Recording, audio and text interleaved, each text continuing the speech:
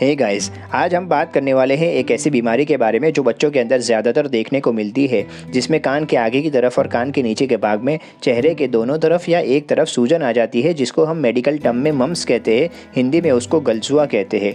तो ये मम्स क्यों होता है और कैसे फैलता है और उसके लिए कौन कौन सी मेडिसिन का इस्तेमाल किया जाता है और उसके वैक्सीनेशन शेड्यूल्स के बारे में डिटेल में इस वीडियो में हम जानेंगे। तो अगर आप हमारे चैनल पर नए हैं तो हमारे चैनल को सब्सक्राइब कीजिए और बेल आइकन बटन पर क्लिक कीजिए ताकि आने वाली सभी ऐसी वीडियो के बारे में आपको जानकारी मिल सके। आगे बढ़ने से पहले आप सभी को ये रिक्वेस्ट है कि वीडियो को पूरा देखें, जिससे मम्स के बारे में आपका पूरा कंसेप्ट क्लियर हो जावे। तो गाइस, मम्स के बहुत सारे नाम हैं जिसको हम बहुत सारे नाम से जानते हैं, जिसमें मम्स है, पैरोटाइटिस है, गलसुआ है, गाल पचोली है, ये सब नाम कॉमन है। मम्स एक वायरस से होने वाला इन्फेक्शन है जो पैरामिक्सो वायरस द्वारा होता है। ये वायरस हमारी सलाइवरी ग्लैंड यानी लार ग्रंथि पर अटैक करता है, जिसकी वजह से वहाँ पर सूजन आ जाती है और बहुत दर्द होने लगता है। हमारे शरीर में 3 लार ग्रंथि होती है, जिसमें से एक है सबलिंगुलर सलाइवरी ग्लैंड जो हमारी ज़बान के नीचे की तरफ होती है, दूसरी सब मैंडिबुलर ग्लैंड जो मैंडिबल यानी जबड़े के नीचे की तरफ होती है, और तीसरी ग्लैंड है पैरोटिड ग्लैंड जो कान के नीचे की तरफ होती है। मम्स में सबसे ज़्यादा अफेक्ट होने वाली ग्लैंड जो होती है वो है पैरोटिड ग्लैंड, जिसकी वजह से मम्स को पैरोटाइटिस भी बोलते हैं। तो अब हम बात करेंगे मम्स होने के कारण और उसके ट्रांसमिशन के बारे में कि ये फैलता कैसे है। तो मम्स पैरामिक्सो वायरस से होता है। ये एक वायरल इन्फेक्शन है जब चेपग्रस्त व्यक्ति द्वारा छींक या खांसी खाने से हवा में जो ड्रॉपलेट रहते हैं उसके संपर्क में आने से ये इन्फेक्शन फैलता है। अगर चेपग्रस्त व्यक्ति अपने नाक में या मुंह में टच करने के बाद अन्य कोई चीज़ को छूता है तो उस जगह पर अन्य व्यक्ति के छूने से या संपर्क में आने से भी उसको मम्स का इन्फेक्शन होने का खतरा रहता है।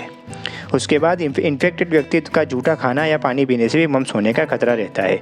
किसिंग से भी मम्स फैलता है। चेपग्रस्त व्यक्ति द्वारा खांसी और छींक खाने से भी ये फैलता है। अगर चेपग्रस्त व्यक्ति द्वारा उपयोग में लिए गए कोई चीज़ और कोई वस्तु के साथ संपर्क में आने से भी ये चीज़ होती है। अब बात करते हैं इंक्यूबेशन पीरियड्स के बारे में। तो इंक्यूबेशन पीरियड यानी जब से इन्फेक्शन बॉडी के अंदर एंटर करता है तब से लक्षण दिखाई दे तब तक का समय। तो मम्स में इंक्यूबेशन पीरियड्स 2 से 3 वीक का होता है, यानी इन्फेक्शन लगने के बाद से 2 से 3 सप्ताह के अंदर उसके लक्षण दिखाई देते हैं और ये लक्षण 10 से 15 दिन तक रहते हैं। अब हम बात करते हैं सिम्टम्स के बारे में। अगर व्यक्ति को मम्स का इन्फेक्शन लगता है तो उसको कौन कौन से लक्षण देखने को मिलते हैं। तो उसके लक्षण के बारे में बात करें तो व्यक्ति को फ्लू जैसे सिम्टम्स दिखाई देते हैं। पेशेंट को बुखार आ जाती है, सर दर्द होने लगता है, शरीर में पेन होता है, भूख नहीं लगती, थकान जैसा लगता है। पेशेंट को लार ग्रंथि के अंदर सूजन आ जाती है। कई बार चेहरे के दोनों साइड लार ग्रंथि में सूजन आती है, मगर 80% केसेस के अंदर जनरली एक ही साइड पे सूजन देखने को मिलती है। पेशेंट को वहाँ पर बहुत पेन होता है। खाने में, पीने में, चबाने में और खाना निगलने में बहुत दिक्कत आती है, उसको पेन होता है। अब हम उसके प्रिवेंशन यानी बचाव के लिए कौन कौन सी चीज़ें ध्यान में रखी जावे उसके बारे में बात करते हैं।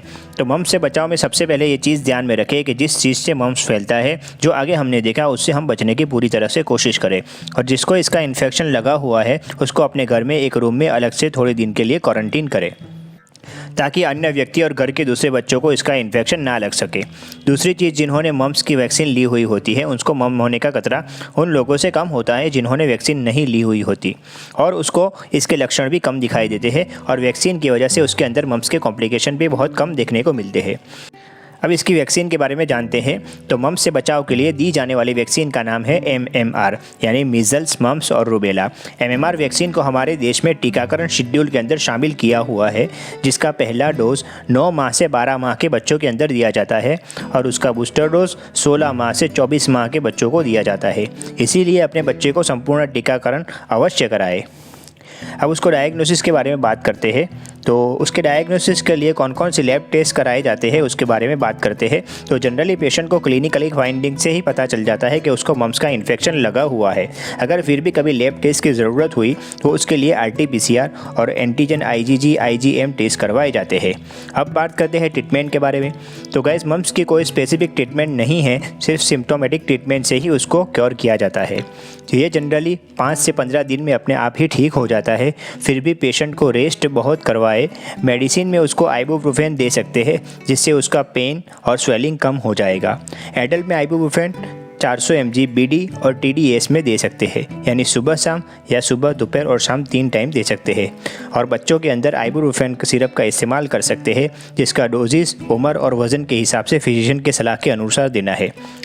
अगर पेशेंट को बुखार हो तो एडल्ट में पैरासीटामोल टेबलेट और बच्चों में उसकी सिरप का इस्तेमाल 15 mg पर kg पर डोज के हिसाब से किया जाएगा। कुछ मेडिकल प्रैक्टिशनर मम्प्स में एंटीबायोटिक मेडिसिन एमोक्सिक्लेव सिरप और टेबलेट का इस्तेमाल करते हैं, मगर ये वायरल इन्फेक्शन होता है, इसीलिए एंटीबायोटिक का इसमें कोई रोल नहीं है। सिर्फ और सिर्फ सेकेंडरी इन्फेक्शन को रोकने के लिए ही उसका यूज़ किया जाता है। उसके बाद गर्म और ठंडे कपड़े से शेक करें, जहाँ पर सूजन है वहाँ पर पानी का उपयोग ज़्यादा से ज़्यादा मात्रा में करें। अब मम्प्स से होने वाली कॉम्प्लिकेशन के बारे में बात करते हैं। तो जब एडल्ट व्यक्ति को मम्प्स का इन्फेक्शन लगता है तो उसके साथ साथ ऑर्काइटिस का भी चांसेस रहता है, जिसके अंदर टेस्टिस पर सूजन आ जाती है और बहुत दर्द होता है। फीमेल्स में ओवरीज पर सूजन आ सकती है। उसके साथ साथ मेनिंजाइटिस, एन्सेफेलाइटिस भी हो सकता है। हियरिंग लॉस भी कई बार देखने को मिलती है। पेंक्रियास के अंदर सूजन होने का भी खतरा रहता है। और अगर कोई प्रेग्नेंट महिला है तो उसको इन्फेक्शन लगता है तो मिसकैरेज होने का भी चांसेस हो सकता है। गाइस, आशा करते हैं कि आप सभी को मम्प्स के बारे में पूरी जानकारी मिली हुई होगी। अगर आपके दिमाग में फिर भी कोई क्वेरी है तो कमेंट में ज़रूर बताएं, और यहाँ तक आए हैं तो हमारे चैनल को सब्सक्राइब कीजिए। Thank you guys.